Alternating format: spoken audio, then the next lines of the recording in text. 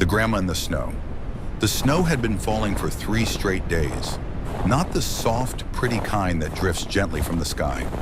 This snow came down hard and heavy, swallowing roads, burying fences, and turning the world outside into a white wilderness. 14-year-old Ethan hated being stuck at his grandfather's old hunting cabin. There was no Wi-Fi, no cell service, no neighbors for miles, just endless woods. His parents had gone into town before the storm got worse, promising they'd be back before dark. That was 6 hours ago. Now night had fallen. The wind screamed through the trees outside, and Ethan was alone.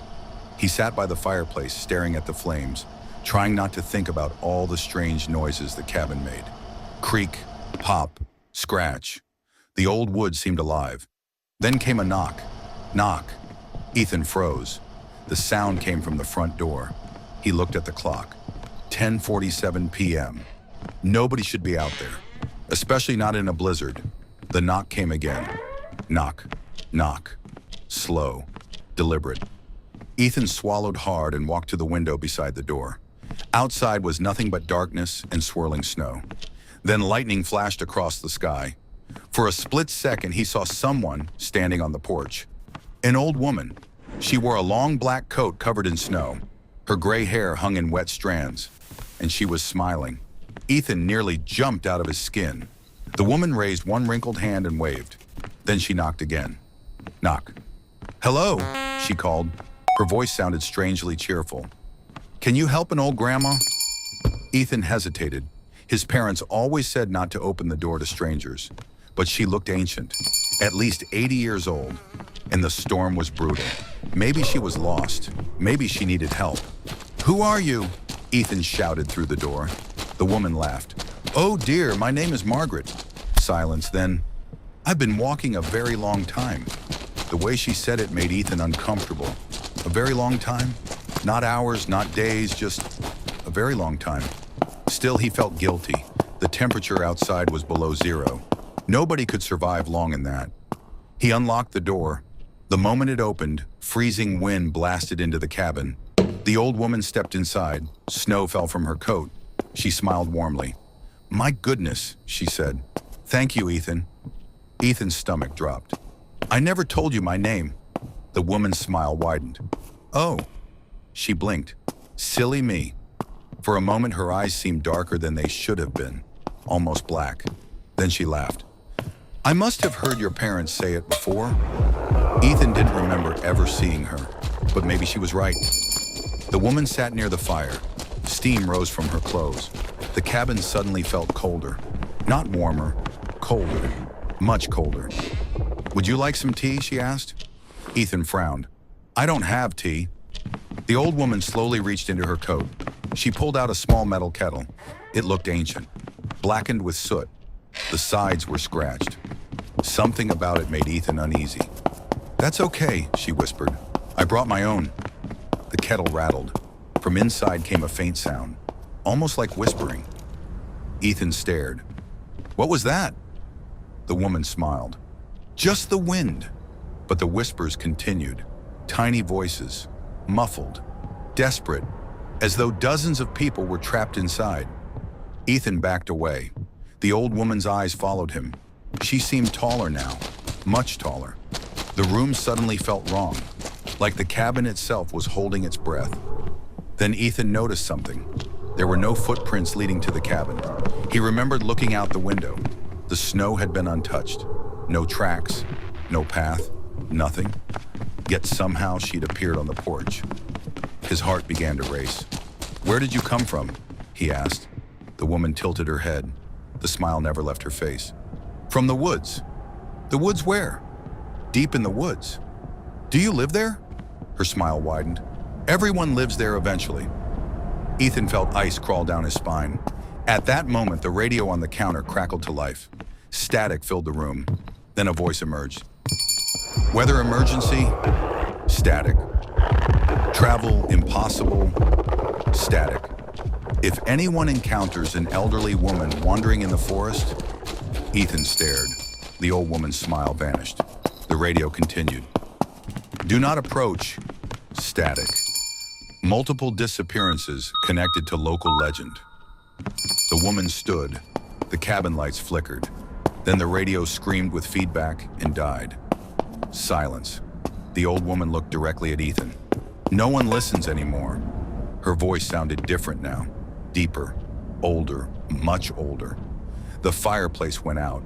Darkness flooded the room. Only moonlight remained. Ethan stumbled backward. The woman was no longer bent with age. She seemed unnaturally tall. Her arms stretched too far. Her fingers looked like crooked branches. "You shouldn't have opened the door," she whispered. The cabin shook. Outside, something moved between the trees. Shapes, dozens of them. Pale figures standing among the snow. Watching, waiting.